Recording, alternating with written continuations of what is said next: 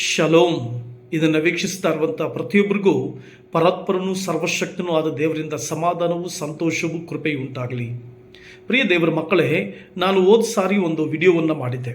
ಆ ವಿಡಿಯೋದಲ್ಲಿ ಯಾರ್ಯಾರು ಹಳ್ಳಿಗಳಲ್ಲಿ ಸೇವೆಗಳನ್ನು ಮಾಡ್ತಾ ಇದ್ದೀರೋ, ಸಭೆಗಳನ್ನು ಮನೆಗಳಲ್ಲಿ ನಡೆಸ್ತಾ ಇದ್ದೀರೋ ಅಂಥವ್ರಿಗೆ ಎಲ್ಲಿಂದಲಾದರೂ ಪರ್ಮಿಷನ್ ತೆಗೆದುಕೊಳ್ಬೇಕಾ, ಎಲ್ಲಿಂದಲಾದರೂ ಲೈಸೆನ್ಸ್ ತೆಗೆದುಕೊಳ್ಬೇಕೆಂಬಂಥ ವಿಷಯದ ಕುರಿತು ಮಾಹಿತಿಯನ್ನು ಕೊಟ್ಟಿದ್ದೆ.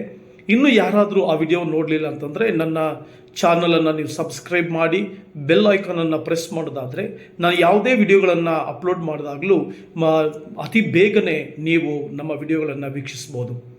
ಪ್ರಿಯ ದೇವರ ಮಕ್ಕಳೇ, ನಮ್ಮ ದೇಶ ಒಂದು ಸಂವಿಧಾನಾತ್ಮಕವಾದಂಥ ಒಂದು ದೇಶ, ಪ್ರಜಾಪ್ರಭುತ್ವದ ದೇಶ ಮಾತ್ರವಲ್ಲದೆ ನಮ್ಮ ದೇಶದಲ್ಲಿ ಕಾನೂನು ಮತ್ತು ಸಂವಿಧಾನ ಬಹಳ ಅದ್ಭುತವಾಗಿ ಕಾರ್ಯನಿರ್ವಹಿಸ್ತಾ ಇದೆ. ಇಂಥ ಸಂದರ್ಭದಲ್ಲಿ ಪ್ರತಿಯೊಬ್ಬ ನಾಗರಿಕನು, ಪ್ರತಿಯೊಬ್ಬ ದೇವರ ಮಗು ಸಂವಿಧಾನವನ್ನು, ಕಾನೂನನ್ನು ಬಹಳ ಗಾಂಭೀರ್ಯವಾಗಿ ತೆಗೆದುಕೊಳ್ಬೇಕು ಮತ್ತು ಅರ್ಥ ಮಾಡಿಕೊಳ್ಬೇಕು. ಅದರ ಬಗ್ಗೆ ತಿಳುವಳಿಕೆ ಇರಬೇಕು. ಎಷ್ಟೋ ದೇವ ಜನರಿಗೆ, ದೇವ ಸೇವಕರುಗಳಿಗೆ ಅದರ ಜ್ಞಾನ ಇಲ್ಲದೆ ಇರೋದ್ರಿಂದ, ಅದರ ತಿಳುವಳಿಕೆ ಇಲ್ಲದೆ ಇರೋದ್ರಿಂದ ಯಾರೋ ನಿಮ್ಮನ್ನು ಮಿಸ್ಗೈಡ್ ಮಾಡುವುದಕ್ಕೆ ಪ್ರಯತ್ನಿಸ್ತಾರೆ, ಯಾರೋ ನಿಮ್ಮನ್ನು ತಪ್ಪಾದ ದಾರಿಗೆ ನಡೆಸಲಿಕ್ಕೆ ಪ್ರಯತ್ನಿಸ್ತಾರೆ, ನಿಮ್ಮ ಮೇಲೆ ದಬ್ಬಾಳಿಕೆ ನಡೆಸಲಿಕ್ಕೆ ಪ್ರಯತ್ನಿಸ್ತಾರೆ, ಕಾನೂನನ್ನು ತಪ್ಪಾದ ರೀತಿಯಲ್ಲಿ ನಿಮ್ಮ ಮೇಲೆ ಹೇರಲಿಕ್ಕೆ ಪ್ರಯತ್ನಿಸ್ತಾರೆ. ಸೊ ಇಂತಹ ಸಂದರ್ಭಗಳಲ್ಲಿ ನಾವು ಮಾಡಬೇಕಾಗಿದ್ದು ಸಂವಿಧಾನವನ್ನು, ಕಾನೂನನ್ನು, ಸಂವಿಧಾನದಲ್ಲಿ ನಿಮಗೆ ಕೊಟ್ಟಿರುವಂತಹ ಮೂಲಭೂತ ಹಕ್ಕುಗಳನ್ನು ತಿಳ್ಕೊಳ್ಬೇಕಾಗಿದ್ದು ವಾಸ್ತವ, ತಿಳ್ಕೊಳ್ಬೇಕಾಗಿದ್ದು ನಿಮ್ಮ ಒಂದು ಕರ್ತವ್ಯ. ಸೊ ಮನೆಗಳಲ್ಲಿ ಪ್ರಾರ್ಥನೆ ಮಾಡೋದಕ್ಕೆ, ನಿಮ್ಮ ಮನೆಗಳಲ್ಲಿ ಪ್ರಾರ್ಥನೆ ಮಾಡಿಕೊಳ್ಳೋದಕ್ಕೆ ಪರ್ಮಿಷನ್ ಬೇಕಾ ಬೇಡವಾ ಅನ್ನೋದ್ರ ವಿಷಯದಲ್ಲಿ ಒಂದು ವಿಡಿಯೋನ ಮಾಡಿದ್ದೇನೆ. ಈಗ ಮತ್ತೊಬ್ಬರು ಮನೆಗಳಲ್ಲಿ, ಈಗ ಕೆಲವು ಹಳ್ಳಿಗಳಲ್ಲಿ ಮಾತ್ರವಲ್ಲದೆ ಅನೇಕ ಕಡೆಗಳಲ್ಲಿ ಚರ್ಚ್ಗಳಿರೋದಿಲ್ಲ, ಚರ್ಚ್ ಬಿಲ್ಡಿಂಗ್ಗಳಿರೋದಿಲ್ಲ. ಆ ಸಂದರ್ಭದಲ್ಲಿ ಬಾಡಿಗೆಗಳನ್ನ ತೆಗೆದುಕೊಂಡು ಪ್ರಾರ್ಥನೆಗಳು ನಡೆಸ್ತಾ ಇರ್ತೀರಿ. ತುಂಬ ಜನರು ಬಂದು ಬಾಡಿಗೆ ಮನೆಯಲ್ಲಿ ನಡೆಸೋದಕ್ಕೆ ನಿನಗೆ ಪರ್ಮಿಷನ್ ಇದೆಯಾ, ಬಾಡಿಗೆ ಮನೆಯಲ್ಲಿ ನಡೆಸೋದಕ್ಕೆ ನಿನಗೆ ಲೈಸೆನ್ಸ್ ಇದೆಯಾ, ಹೆಂಗ್ ನಡೆಸ್ತಾ ಇದೆಯಾ, ಕಾನೂನು ಬಾಹಿರ ಎಂಬುದಾಗಿ ಹೇಳಿ ನಿಮ್ಮನ್ನು ದಾರಿ ತಪ್ಪಿಸಿ ನಿಮ್ಮನ್ನು ಶಿಕ್ಷಿಸುವಂಥದ್ದು, ನಿಮಗೆ ನೋವುಗಳನ್ನ ಕೊಡುವಂಥದ್ದು, ಕಾನೂನನ್ನು ಕೈಗೆತ್ತಿಕೊಂಡು ನಿಮ್ಮ ಮೇಲೆ ದಬ್ಬಾಳಿಕೆ ನಡೆಸುವಂಥದ್ದು ಅನೇಕ ಸಂದರ್ಭಗಳಲ್ಲಿ ಕಾಣ್ತೇವೆ. ಹಾಗಾದರೆ ಬಾಡಿಗೆ ಮನೆಗಳಲ್ಲಿ ಪ್ರಾರ್ಥನೆ ನಡೆಸಬಹುದಾ? ಇದೊಂದು ದೊಡ್ಡ ಪ್ರಶ್ನೆ. ಹೌದು, ನೀವು ಬಾಡಿಗೆ ಮನೆಗಳಲ್ಲಾಗಲಿ ನಿಮ್ಮ ಸ್ವಂತ ಮನೆಗಳಲ್ಲಿ ಆಗಲಿ ಪ್ರಾರ್ಥನೆ ನಡೆಸಬಹುದು. ಅದು ನಿಮಗೆ ಸಂವಿಧಾನ ಕೊಟ್ಟಿರುವಂಥ ಒಂದು ಹಕ್ಕು. ಆ ಸಂವಿಧಾನದ ಹಕ್ಕು ಆರ್ಟಿಕಲ್ 19 ಫಂಡಮೆಂಟಲ್ ರೈಟ್ಸ್ನಲ್ಲಿ ಅಸೆಂಬಲ್ ಅನ್ನುವಂಥ ಅಡಿನಲ್ಲಿ ಬರ್ತದೆ. ನೀವು ಆಯುಧರಹಿತರಾಗಿ ಕಾನೂನು ಬಾಹಿರವಾದ ಕೃತ್ಯಗಳನ್ನು ಮಾಡದೆ, ಕಾನೂನಿಗೆ ವಿರುದ್ಧವಾಗಿ ನಡೆಯದೆ ನೀವು ನಿಮ್ಮ ಮನೆಗಳಲ್ಲಿ ಪ್ರಾರ್ಥನೆಗಳನ್ನು ಸಮಾಧಾನಕರವಾಗಿ ಮಾಡಿಕೊಳ್ಳಬಹುದು ಎಂಬುದಾಗಿ ಆ ಆರ್ಟಿಕಲ್ ನಮ್ಮ ಮಧ್ಯದಲ್ಲಿ ಬರೆಯಲ್ಪಟ್ಟಿದೆ, ಸಂವಿಧಾನದಲ್ಲಿ ಬರೆಯಲ್ಪಟ್ಟಿದೆ. ನೀವು ಪ್ರಾರ್ಥನೆ ಮಾಡಿಕೊಳ್ಳೋದಕ್ಕೆ ನಿಮಗೆ ಅನುಮತಿ ಇದೆ, ಪ್ರಾರ್ಥನೆ ನಡೆಸಿಕೊಳ್ಳೋದಕ್ಕೆ ಯಾವ ಲೈಸೆನ್ಸ್ ಅಗತ್ಯತೆ ಇಲ್ಲ. ಹಾಗಾದರೆ ಬಾಡಿಗೆ ಮನೆಯಲ್ಲಿ ಮಾಡುವುದಕ್ಕೂ ಕೂಡ ನಿಮಗೆ ಪರ್ಮಿಷನ್ ಇದೆ. ಆದರೆ ನೀವು ಎರಡು ಕಾರ್ಯಗಳನ್ನ ಮಾಡಬೇಕು. ಒಂದು, ನೀವು ರೆಂಟಲ್ ಅಗ್ರಿಮೆಂಟನ್ನು ಮಾಡಿಕೊಳ್ಬೇಕು. ನೀವು ಯಾವುದೇ ಮನೆಯಲ್ಲಿ ಬಾಡಿಗೆ ತೆಗೆದುಕೊಂಡು ಪ್ರಾರ್ಥನೆ ಮಾಡಿದ್ರು ಆ ಪ್ರಾರ್ಥನೆ ಮನೆಯಲ್ಲಿ ನೀವೊಂದು ಅಗ್ರಿಮೆಂಟ್ ಮಾಡಿಕೊಳ್ಬೇಕು. ಆ ಅಗ್ರಿಮೆಂಟ್ನಲ್ಲಿ ನೀವು ನಾನು ಪರ್ಟಿಕ್ಯುಲರ್ ಆಗಿ ಪ್ರಾರ್ಥನೆ ಮಾಡ್ತೇನೆ, ನಾನು ಇಲ್ಲಿ ಆರಾಧನೆ ಮಾಡ್ತೇನೆ ಎಂಬ ಅಂಶಗಳನ್ನು ನೀವು ಪ್ರತ್ಯೇಕವಾಗಿ ವಿಶೇಷವಾಗಿ ಅದರಲ್ಲಿ ಮೆನ್ಷನ್ ಮಾಡಬೇಕು, ನಮೂದಿಸಬೇಕು. ಆ ಓನರ್ಗೆ ಹೇಳಬೇಕು, ಇಲ್ಲಿ ನಾನು ಪ್ರಾರ್ಥನೆ ನಡೆಸ್ತೇನೆ ಪ್ರತಿ ಭಾನುವಾರ. ಮಾತ್ರವಲ್ಲದೆ ಯಾವಾಗೆಲ್ಲ ನೀವು ಪ್ರಾರ್ಥನೆಗಳು ಮಾಡ್ತೀರೋ ಸಣ್ಣ ಗುಂಪುಗಳಾಗಿ ಜನರು ಬಂದು ವಾಲಂಟ್ರಿಯಾಗಿ ಬಂದು ಅವರು ತಮ್ಮ ವೈಯಕ್ತಿಕವಾದಂಥ ನಿಲುವಿನೊಂದಿಗೆ, ವೈಯಕ್ತಿಕವಾದ ಆ ಒಂದು ಮನಸ್ಸಂತೋಷದೊಂದಿಗೆ ವಾಲಂಟ್ರಿಯಾಗಿ ಆ ಮನಸ್ಸಂತೋಷದಿಂದ ಅವರು ಬಂದು ಪ್ರಾರ್ಥನೆ ಮಾಡ್ತಾರೆ. ಆದ್ದರಿಂದ ನಾವು ಪ್ರಾರ್ಥನೆ ನಡೆಸ್ತೇವೆ ಎಂಬುದಾಗಿ ಹೇಳಿ ಅಗ್ರಿಮೆಂಟ್ನಲ್ಲಿ ಮೆನ್ಷನ್ ಮಾಡಬೇಕು. ಎರಡನೇದಾಗಿ NOC ಆ ಕುಟುಂಬದಿಂದ ತೆಗೆದುಕೊಳ್ಬೇಕು. ಆ ಕುಟುಂಬದ ಎಲ್ಲ ಸದಸ್ಯರುಗಳಿಂದ ಒಂದು NOC ತೆಗೆದುಕೊಳ್ಳಿ, ನೋ ಅಬ್ಜೆಕ್ಷನ್ ಸರ್ಟಿಫಿಕೇಟ್. ಅದನ್ನು ಕೂಡ ನೋಟ್ರಿ ಮಾಡಿಸಿ. ಎಷ್ಟೋ ಜನರು ರೆಂಟಲ್ ಅಗ್ರಿಮೆಂಟ್ ಮಾಡ್ತಾರೆ, ಆದರೆ ನೋಟ್ರಿ ಮಾಡಿಸೋದಿಲ್ಲ. ನೀವು ಆ ನೋಟ್ರಿ ಹೆಂಗೆ ಮಾಡಿಸ್ಬೇಕು? ನೀವು ಸ್ಟ್ಯಾಂಪನ್ನು ಪರ್ಚೇಸ್ ಮಾಡಿ, ನೀವೆಷ್ಟು ಬಾಡಿಗೆ ಕಟ್ತೀರಿ ಅದರ ಮೇಲೆ ಒಂದು ಸ್ಟ್ಯಾಂಪ್ 20 ರೂಪಾಯಿದಿರ್ಬೋದು, 100 ರೂಪಾಯಿದಿರ್ಬೋದು, ಒಂದು 200 ರೂಪಾಯಿದಿರ್ಬೋದು. ನೀವು ಉದಾಹರಣೆಗೆ ಅಡ್ವಾನ್ಸ್ 1 ಲಕ್ಷ ಕೊಟ್ಟರೆ 100 ರೂಪಾಯಿ ಸ್ಟ್ಯಾಂಪನ್ನು ತೆಗೆದುಕೊಳ್ಳಿ. 2 ಲಕ್ಷ ಆ, ನೀವು ಅಡ್ವಾನ್ಸ್ ಕೊಟ್ಟರೆ ಅದಕ್ಕೆ ಒಂದು 200 ರೂಪಾಯಿ ಈ ಸ್ಟಾಂಪನ್ನು ತೆಗೆದುಕೊಳ್ಳಿ. ಕೆಲವರು 10,000 ಕೊಡ್ತಾರೆ, 20,000 ಕೊಡ್ತಾರೆ, 30,000 ಅಡ್ವಾನ್ಸ್ ಕೊಡ್ತಾರೆ. ಆ ಸಂದರ್ಭದಲ್ಲಿ ನೀವು 20 ರೂಪಾಯಿದು, 40 ರೂಪಾಯಿದು ಆ ಥರ ಒಂದು ಈ ಸ್ಟಾಂಪನ್ನು ತೆಗೆದುಕೊಂಡು ಅದರಲ್ಲಿ ನೀವು ಬಾಡಿಗೆಯ ಎಲ್ಲ ಕರಾರುಗಳನ್ನು ಮಾತ್ರ ಉಳಿದ ನಿಯಮಗಳನ್ನು ಎಲ್ಲವುಗಳನ್ನ ಅದರಲ್ಲಿ ಬರೆದು ನೀವೇನು ಮಾಡಿ ನೋಟ್ರಿಯನ್ನು, ಲಾಯರ್ ಮೂಲಕ ಒಂದು ನೋಟ್ರಿಯನ್ನು ಮಾಡಿಸಿ. ಅದು ಮಾತ್ರ ಅಲ್ಲ, ಅದರ ಜೊತೆಗೆ ಆ ಕುಟುಂಬದ ಸದಸ್ಯರೆಲ್ಲರೂ ಕೂಡ ಒಂದು NOCಯನ್ನು ಕೊಡಬೇಕು.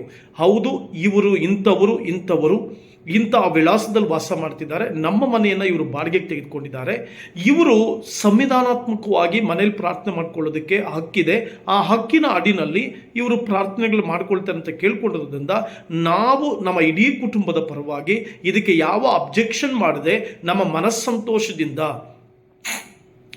ಮನಸ್ಸಂತೋಷದಿಂದ ಸೆಲ್ಫ್ ಇಲ್ಲಿಂಗಾಗಿ ನಾವು ಈ ಮನೆಯನ್ನು ಅವ್ರಿಗೆ ಬಾಡಿಗೆ ಕೊಡ್ತಾ ಇದ್ದೇವೆ ಅನ್ನುವಂಥ ಒಂದು NOCಯನ್ನು ನೀವೇನು ಮಾಡಬೇಕು, ಅದೇ ಈ ಸ್ಟಾಂಪ್ ತೆಗೆದುಕೊಂಡು ಈ ಸ್ಟಾಂಪ್ನಲ್ಲಿ ಅದನ್ನು ಪ್ರಿಂಟ್ ಮಾಡಿ ನೀವು ನೋಟ್ರಿ ಮಾಡಿಸಿ ಈ 2 ದಾಖಲೆಗಳನ್ನು ಒಂದು ಫೈಲ್ಗೆ ಹಾಕಿ ನಿಮ್ಮ ಆಫೀಸಿನಲ್ಲೋ ನಿಮ್ಮ ಮನೆ ಬೀರುನಲ್ಲೋ ಇಟ್ಕೊಳ್ಳಿ. ಯಾರೇ ಬಂದರೂ ಕೂಡ ಅದನ್ನು ಕೇಳೋದಕ್ಕೆ ಯಾರಿಗೂ ಹಕ್ಕಿಲ್ಲ. ಅದನ್ನು ಕೇಳೋದಕ್ಕೆ ಕಾನೂನನ್ನು ಕೈಗೆತ್ತಿಕೊಂಡು ನಿಮಗೆ ಸಂವಿಧಾನ ಕೊಡಲ್ಪಟ್ಟಿರುವಂಥ ಹಕ್ಕು, ನಿಮಗೆ ಸಂವಿಧಾನದಲ್ಲಿ ಕೊಡಲ್ಪಟ್ಟಿರುವಂಥ ಆ ಅಧಿಕಾರವನ್ನು ಯಾರೂ ಕಸಿದುಕೊಳ್ಳೋದಕ್ಕೆ ಸಾಧ್ಯ ಇಲ್ಲ. ಈ ಸಮಾಜದಲ್ಲಿ, ಈ ದೇಶದಲ್ಲಿ ಜೀವಿಸ್ತಾ ಇರುವಂಥ ಪ್ರತಿಯೊಬ್ಬ ನಾಗರಿಕನಿಗೂ ಒಂದೇ ಸಂವಿಧಾನ ಇರೋದು, ಒಂದೇ ಕಾನೂನು, ಎಲ್ಲರಿಗೂ ಒಂದೇ ಕಾನೂನು. Every citizens of India, they are all equal before the law. ಪ್ರತಿಯೊಬ್ಬ ಈ ದೇಶದ ನಾಗರಿಕನು ಈ ದೇಶದ ಕಾನೂನಿನ ಮುಂದೆ ಸರಿಸಮಾನರು.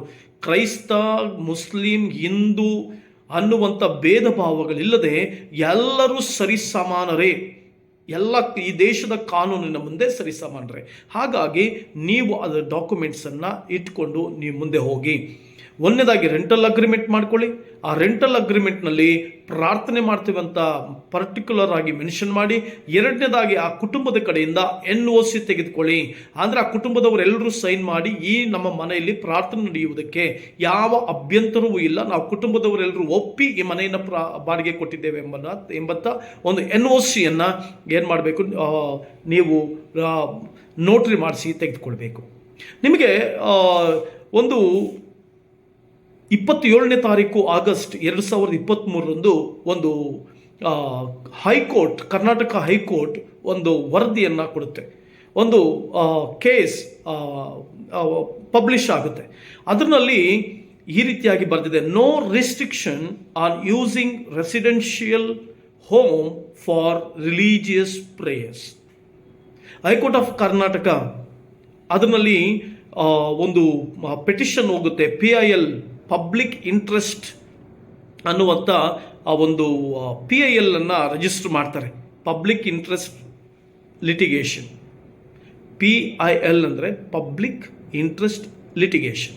ಅಂದರೆ ಒಂದು ಹೊರಗಡೆ ಸಾರ್ವಜನಿಕರ ಹಿತಾಸಕ್ತಿಯಿಂದ ಯಾರು ಬೇಕಾದರೂ ಕೇಸನ್ನು ಫೈಲ್ ಮಾಡ್ಬೋದು. ಇಲ್ಲೂ ಒಂದು ಕೇಸ್ ಅದೇ ರೀತಿಯಾಗಿ ಫೈಲ್ ಆಗುತ್ತೆ. ಆ ಒಂದು ಕೇಸ್ನಲ್ಲಿ division bench of chief justice Prasanna B Varale ಮತ್ತು ಜಸ್ಟಿಸ್ MGS ಕಮಲ್ ಇವರು ಒಂದು ಕಾರ್ಯವನ್ನು, ಒಂದು ಆರ್ಗ್ಯುಮೆಂಟ್ ನಡೆದಾಗ ಅದನ್ನು ಒಂದು ನೋಟಿಸನ್ನು ಕೊಡ್ತಾರೆ. ಅಂದರೆ ಒಂದು ಆರ್ಡರ್ ಪಾಸ್ ಆಗುತ್ತೆ. ಆ ಆರ್ಡರ್ ಏನಂತಂದರೆ, no restriction on using residential home for religious prayers. High court of Karnataka 27ನೇ ತಾರೀಕು ಆಗಸ್ಟ್ 2023ರಂದು ಹಿಂದೂಸ್ತಾನ್ ಟೈಮ್ಸ್ ಅನ್ನುವಂಥ ಒಂದು ಪತ್ರಿಕೆಯಲ್ಲಿ ಪ್ರಿಂಟ್ ಆಗುತ್ತೆ, ಪತ್ರಿಕೆಯಲ್ಲಿ ಪ್ರಕಟವಾಗುತ್ತೆ. ಆದ್ದರಿಂದ ಪ್ರಿಯ ದೇವರ ಮಕ್ಕಳೇ, ಅದು ಮಾತ್ರ ಅಲ್ಲ, 14/6/2019ರಲ್ಲಿ ಮದ್ರಾಸ್ ಹೈಕೋರ್ಟ್ ಕೂಡ ಯಾವುದೇ ಮನೆಗಳಲ್ಲಿ ಪ್ರಾರ್ಥನೆ ಮಾಡ್ಕೊಳ್ಳೋದಕ್ಕೆ ಯಾವುದೇ ಪ್ರಿಯರ್, ಒಂದು ಪ್ರಾಧಾನ್ಯತವಾದಂಥ ಪರ್ಮಿಷನ್ ಬೇಕಾಗಿರೋದಿಲ್ಲ. ಇದು ಒಂದು ಅದ್ಭುತವಾದಂಥ ದೇಶ, ಸಂವಿಧಾನಾತ್ಮಕವಾದಂಥ ದೇಶ, ಪ್ರಜಾಪ್ರಭುತ್ವದ ದೇಶ, ಇದು ಪ್ರಬುದ್ಧತೆಯ ದೇಶ ಎಂಬುದಾಗಿ ಹೇಳಿ, ಈ ದೇಶದಲ್ಲಿ ಸಾರ್ವಜನಿಕವಾಗಿ ನಾವು ಜೀವನ ಮಾಡುವಾಗ ರಿಲಿಜಿಯಸ್, ಧಾರ್ಮಿಕ ಕಾರ್ಯಗಳು ಬಹಳ ಪ್ರಾಮುಖ್ಯವಾಗಿರ್ತವೆ. ಆದುದರಿಂದ ಆ ಧಾರ್ಮಿಕ ಕಾರ್ಯಗಳಿಗೆ ಧಕ್ಕೆ ಬಾರದಂತೆ ಅವು ಕಾಲಾನುಕಾಲಕ್ಕೆ ಒಂದು ಆರ್ಡರ್ಗಳನ್ನ ಪಾಸ್ ಮಾಡ್ತಾರೆ ಇರ್ತಾರೆ. ಮದ್ರಾಸ್ ಹೈಕೋರ್ಟ್ 14/6/2019 ಪಾಸ್ ಮಾಡಿದಂಥ ಆರ್ಡರ್ ಕಾಪಿ ನನ್ನ ಹತ್ರ ಇದೆ. ಯಾರಿಗಾದರೂ ಬೇಕು ಅಂತಂದರೆ ನನ್ನ ವಾಟ್ಸಪ್ ನಂಬರನ್ನು ಕೂಡ ನಾನು ಮೆನ್ಷನ್ ಮಾಡಿರ್ತೇನೆ. ನೀವು ನನ್ನನ್ನು ಕಾಂಟ್ಯಾಕ್ಟ್ ಮಾಡೋದಾದರೆ ನಾನು ನಿಮಗೆ ಆ ಆರ್ಡರ್ ಕಾಪಿಯನ್ನು ಕಳಿಸ್ಕೊಡ್ತೇನೆ. ಆದುದರಿಂದ ಧೈರ್ಯವಾಗಿ ಸೇವೆ ಮಾಡಿ. ನೀವು ಮೋಸ ಮಾಡ್ತಾ ಇಲ್ಲ, ವಂಚನೆ ಮಾಡ್ತಾ ಇಲ್ಲ, ದ್ರೋಹ ಮಾಡ್ತಾ ಇಲ್ಲ, ಕಾನೂನು ಬಾಹಿರ ಕೃತ್ಯಗಳು ನಡೆಸ್ತಾ ಇಲ್ಲ, ಕಳ್ತನ ಮಾಡ್ತಾ ಇಲ್ಲ, ರೌಡಿಸಮ್ ಮಾಡ್ತಾ ಇಲ್ಲ, ಏನೂ ಮಾಡ್ತಾ ಇಲ್ಲ. ಸಮಾಜವನ್ನು ಸ್ವಸ್ಥ ಸಮಾಜವನ್ನಾಗಿ ಮಾರ್ಪಡಿಸ್ತಾ ಇದ್ದೀರಿ. ಒಬ್ಬ ಕುಡುಕನನ್ನ ಬದಲಾಯಿಸಿ ಕುಟುಂಬವನ್ನು ಸಾಕಿಸಲುವನಾಗಿ ಮಾರ್ಪಡಿಸ್ತಾ ಇದ್ದೀರಿ. ಒಬ್ಬ ಕಳ್ಳನನ್ನ ಬದಲಾವಣೆ ಮಾಡುವಂಥ ಶಕ್ತಿ ನಿಮ್ಮ ಕೈನಲ್ಲಿದೆ. ಒಬ್ಬ ರೌಡಿಯನ್ನ ಬದಲಾವಣೆ ಮಾಡುವಂಥ ಶಕ್ತಿ ಬೈಬಲ್ಗಿದೆ. ಅನೇಕ ಜನರು, ಅನೇಕ ವ್ಯಕ್ತಿಗಳು ತಮ್ಮ ದುಷ್ಕೃತ್ಯಗಳಿಂದ, ತಮ್ಮ ಪಾಪಕೃತ್ಯಗಳಿಂದ ಬದಲಾವಣೆ ಹೊಂದಿ ಬಂದಿದ್ದಾರೆ ಅಂತಂದ್ರೆ ನೀವೆಲ್ಲರೂ ಮಾಡ್ತಾ ಇರುವಂಥ ನಿಷ್ಕಪಟವಾದ ನಿಸ್ವಾರ್ಥದ ಸೇವೆಯಿಂದ. ಹೌದು ಪ್ರಿಯ ದೇವರ ಮಕ್ಕಳೇ, ದೇವ ಸೇವಕರೇ, ನೀವು ಒಳ್ಳೆಯದನ್ನು ಮಾಡ್ತಾ ಇದ್ದೀರಿ. ಕಳ್ಳನು ಭಯಪಡ್ತಾ ಇಲ್ಲ, ಮೋಸಗಾರನು ಭಯಪಡ್ತಾ ಇಲ್ಲ, ವ್ಯಭಿಚಾರ ಮಾಡುವನು ಭಯಪಡ್ತಾ ಇಲ್ಲ, ಹೆಂಡತಿರನ್ನು ಒಡೆಯುವಂಥವನು ಭಯಪಡ್ತಾ ಇಲ್ಲ, ಕುಟುಂಬಗಳನ್ನ ಬಾಧಿಸುವನು ಭಯಪಡ್ತಾ ಇಲ್ಲ, ಕಾನೂನು ಬಾಹಿರವಾಗಿ ನಡೆಯುವನು ಭಯಪಡ್ತಾ ಇಲ್ಲ, ಭಯೋತ್ಪಾದನೆ ಮಾಡುವನು ಭಯಪಡ್ತಾ ಇಲ್ಲ. ಇವ್ರು ಯಾರು ಕೂಡ ಕಾನೂನಿಗೆ ಭಯಪಡ್ತಾ ಇಲ್ಲ. ಆದರೆ ದೇವ ಮಕ್ಕಳಾದಂಥ ನಾವುಗಳು ಕಾನೂನಿಗೆ ಬಹಳ ಭಯಪಡ್ತೇವೆ, ಕಾನೂನಿಗೆ ರೆಸ್ಪೆಕ್ಟ್ ಕೊಡ್ತೇವೆ, ನ್ಯಾಯಮೂರ್ತಿಗಳಿಗೆ, ನ್ಯಾಯಾಧೀಶರುಗಳಿಗೆ ನಾವು ರೆಸ್ಪೆಕ್ಟ್ ಕೊಡ್ತೇವೆ, ನಮ್ಮ ದೇಶದ ಸಂವಿಧಾನಕ್ಕೆ ರೆಸ್ಪೆಕ್ಟ್ ಕೊಡ್ತೇವೆ. ಇದೆಲ್ಲದಕ್ಕೂ ರೆಸ್ಪೆಕ್ಟ್ ಕೊಟ್ಟು ಕಷ್ಟದಲ್ಲಿರುವಂಥವರಿಗೆ ಪ್ರಾರ್ಥಿಸ್ತೇವೆ, ಮೋಸತನದಲ್ಲಿರುವಂಥವ್ರನ್ನ ಒಳ್ಳೆಯವರನ್ನಾಗಿ ಮಾರ್ಪಡಿಸ್ತೇವೆ, ರೌಡಿಗಳಿಗೆ ಸುವಾರ್ತೆಗಳನ್ನ ಸಾರಿ ದೇವರ ಕಡೆಗೆ ತರ್ತೇವೆ, ಕಳ್ಳರು ಕಾಕರು ಆಗಿರುವಂಥವರನ್ನ ಸುವಾರ್ತೆಗಳನ್ನ ಸಾರಿ ಅವ್ರನ್ನ ಒಳ್ಳೆ ಮಾರ್ಗಕ್ಕೆ ತರ್ತೇವೆ. ಆ ರೀತಿಯಾದಂಥ ಎಷ್ಟೋ ಸಾವಿರಗಟ್ಟಲೆ, ಲಕ್ಷಾನುಗಟ್ಟಲೆ, ಕೋಟ್ಯಾನುಗಟ್ಟಲೆ ಉದಾಹರಣೆಗಳು ನಮ್ಮ ಮುಂದಿದೆ. ಆದುದರಿಂದ ಈ ವಿಚಾರವನ್ನು ನೀವು ತಿಳಿದುಕೊಂಡು, ನೀವು ಜ್ಞಾನ ತಂದುಕೊಂಡು ಧೈರ್ಯವಾಗಿ ದೇವರ ಸೇವೆಯನ್ನು ಮಾಡಿರಿ. ಧೈರ್ಯವಾಗಿ ಕರ್ತನ ರಾಜ್ಯ ಕಟ್ಟಿರಿ. ಕರ್ತನ ನಿಯಮದ ಪ್ರಕಾರ, ಆತನ ವಾಕ್ಯಾನುಸಾರವಾಗಿ ದೇವರ ಸೇವೆಯನ್ನು ಮಾಡಿರಿ. ನಮ್ಮ ದೇಶದ ಕಾನೂನು, ಈ ದೇಶದ ಸಂವಿಧಾನ ಅದ್ಭುತವಾಗಿದೆ, ಅತಿಶಯವಾಗಿದೆ. ಅದನ್ನು ನಾವು ಗೌರವಿಸ್ತಾ ನಾವು ಪಾಲಿಸೋಣ. ಅದು ನಮ್ಗೆ ಏನೇನು ಅಧಿಕಾರ ಕೊಟ್ಟಿದೆಯೋ, ಏನೇನು ಹಕ್ಕು ಕೊಟ್ಟಿದೆಯೋ ಅದೆಲ್ಲವುಗಳನ್ನು ನಾವು ಮುಂದುವರಿಸಿಕೊಂಡು ಹೋಗೋಣ. ಡಾಕ್ಟರ್ ಬಾಬಾ ಸಾಹೇಬ್ ಅಂಬೇಡ್ಕರ್ ಅವರು ಎಲ್ಲ ಜಾತಿ ಜನಾಂಗಗಳನ್ನು, ಎಲ್ಲ ಧರ್ಮದ ಜನಾಂಗಗಳನ್ನು ತನ್ನ ಮನಸ್ಸಿನಲ್ಲಿ ಇಟ್ಟುಕೊಂಡು ಸಂವಿಧಾನವನ್ನು ಅಚ್ಚುಕಟ್ಟಾಗಿ ಬರೆದಿಟ್ಟಿದ್ದಾರೆ, ಅದ್ಭುತವಾಗಿ ಬರೆದಿಟ್ಟಿದ್ದಾರೆ. ಮಹಾಜ್ಞಾನಿಯಾದಂಥ ಡಾಕ್ಟರ್ ಬಾಬಾ ಸಾಹೇಬ್ ಅಂಬೇಡ್ಕರ್ ಅವರು ಈ ದೇಶ ಇರುವವರೆಗೂ, ಜನಾಂಗಗಳು ಇರುವವರೆಗೂ, ಈ ದೇಶದ ಅಂತ್ಯದವರೆಗೂ ಇದು ಪರಿಪಾಲಿಸುತ್ತಾ, ಇದರ ಮೂಲಕ ಬಡವನೂ ಶ್ರೀಮಂತನು ಅನ್ನದೆ, ಕೆಳಮಟ್ಟದವನು ಮೇಲ್ಮಟ್ಟದವನು ಅನ್ನದೆ, ವಿದ್ಯಾವಂತನೂ ಅನಕ್ಷರಸ್ಥನು ಅನ್ನದೆ ಎಲ್ಲರೂ ಸರಿಸಮಾನವಾಗಿ ದೇಶದ ಸಂವಿಧಾನದಲ್ಲಿ ಬದುಕಲಿ ಅಂತೇಳಿ ಕೊಟ್ಬಿಟ್ಟು ಹೋಗಿದ್ದಾರೆ. ಅವೆಲ್ಲವುಗಳನ್ನು ನಾವು ಪಾಲಿಸುವ, ಅಧಿಕಾರವನ್ನು ತಿಳ್ಕೊಳ್ಳುವ, ಹಕ್ಕುಗಳನ್ನು ತಿಳ್ಕೊಂಡು ಧೈರ್ಯದಿಂದ ದೇವರ ಸೇವೆಯನ್ನು ಮಾಡುವ, ಧೈರ್ಯದಿಂದ ರಕ್ಷಕನಾದ ಯೇಸು ಕ್ರಿಸ್ತನನ್ನು ಪ್ರಕಟಿಸುವ. ದೇವರು ನಿಮ್ಮೆಲ್ಲರನ್ನು ಆಶೀರ್ವದಿಸಲಿ. ಇದು ನಿಮಗೆ ಉಪಯೋಗವಾಗಿದ್ದರೆ, ಈ ವಿಡಿಯೋ ನಿಮ್ಮ ಕುಟುಂಬಗಳಿಗೆ, ನಿಮ್ಮ ಸೇವೆಗಳಿಗೆ ಉಪಯೋಗವಾಗಿದ್ದರೆ ನೀವು ಇದಕ್ಕೆ ಲೈಕ್ ಮಾಡಿ, ಕಾಮೆಂಟ್ಸ್ ಮಾಡಿ, ಇದನ್ನು ಶೇರ್ ಮಾಡಿ, ಮಾತ್ರವಲ್ಲದೆ ಸಬ್ಸ್ಕ್ರೈಬ್ ಮಾಡಿ. God bless.